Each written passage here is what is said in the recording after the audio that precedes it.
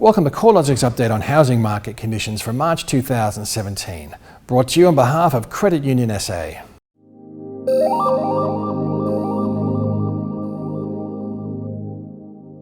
The latest hedonic index results from CoreLogic showed further growth in dwelling values across most of the capital cities of Australia. The February data showed capital city dwelling values rose by 1.4% over the month, once again being fueled by Sydney and Melbourne, as well as strong capital gains across Canberra and Hobart, where the performance of the housing market has been gathering some pace. Weaker housing market conditions have persisted in the mining states, with dwelling values slipping lower over the year in Perth and Darwin, while Brisbane dwelling values also slipped over the month. Focusing on the broader combined capital cities data, housing market growth conditions have been rebounding since the middle of last year, when on two separate occasions interest rates were cut and investor demand started to once again trend higher. Prior to this, the growth trend across the housing market had been slowing, reaching a cyclical low point over the 12 months ending July 2016, when the annual change in capital city dwelling values slowed to 6.1%. Since that time, the annual growth rate has almost doubled to reach 11.7% over the 12 months ending February this year. This is the fastest annual growth rate since June 2010. Sydney has been the main driver of accelerating growth conditions across the CoreLogic Combined Capitals Index. The past 12 months has seen the annual capital gain across Sydney reach 18.4%. That's the fastest pace of annual growth since December 2002. The latest results from CoreLogic take the growth cycle into the 58th month, and the capital city dwelling value index has increased by a cumulative 47% over the cycle to date. Once again, Sydney stands out as showing the most spectacular capital gain, with values up 75% over this period, followed by Melbourne, where dwelling values are 54% higher. The next best performer was Canberra, where dwelling values have increased by less than half that pace, up by 23%. The strong growth conditions across key markets have provided a substantial wealth boost for homeowners. However, the flip side is that home ownership is becoming increasingly out of reach. This is especially true for price-sensitive segments of the marketplace, like first-time buyers or low-income families. Affordability challenges are most pronounced across the Sydney housing market, where, based on September 2016 data, dwelling prices are almost 8.5 times higher than gross household incomes. The second most expensive capital city is Melbourne, which has a dwelling price-to-income ratio of 7.1. So what's driving such strong capital gain conditions in some markets while other markets are only showing modest growth or declines? Well, it comes back to several key factors.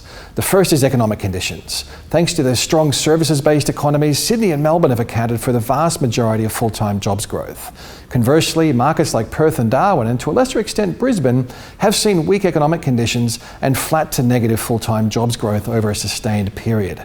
Another factor is migration rates. Since the end of the mining boom, the mining states have seen a sharp fall in migration rates that's detracting from housing demand. The non-mining states, particularly Victoria and New South Wales, have continued to see strong migration trends from both overseas and interstate, which is adding to the demand for housing in these capital cities.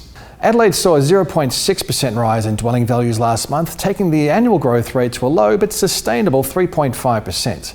While the growth trend across Adelaide has been subtle, dwelling values are continuing to see some upwards pressure at a time when economic conditions remain relatively soft.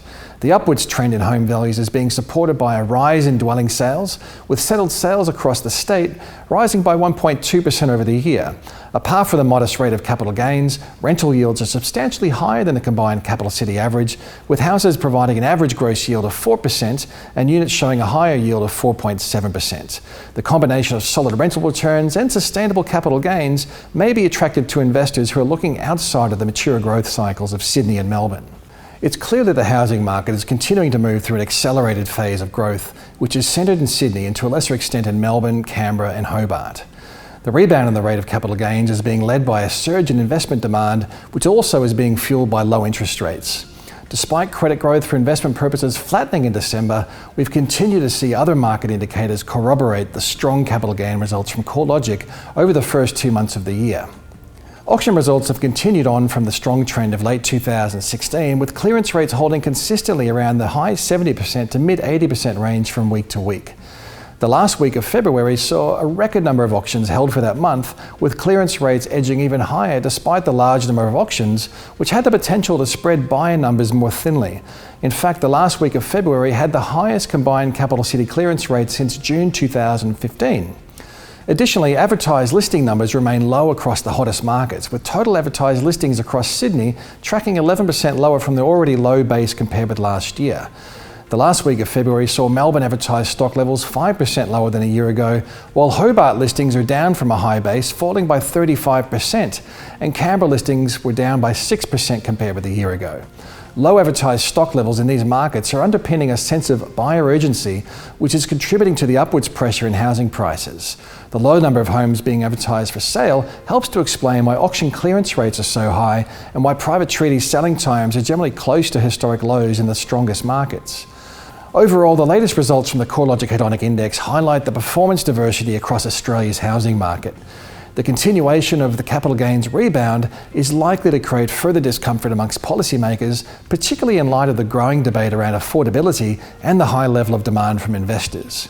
I remain of the view that the housing market will start to moderate during 2017 due to affordability constraints impacting on housing demand, as well as higher supply levels, and an eventual slowdown in investment demand brought about either by changed lending policies from Australian lenders or via regulatory changes aimed at slowing credit growth across the investment sector.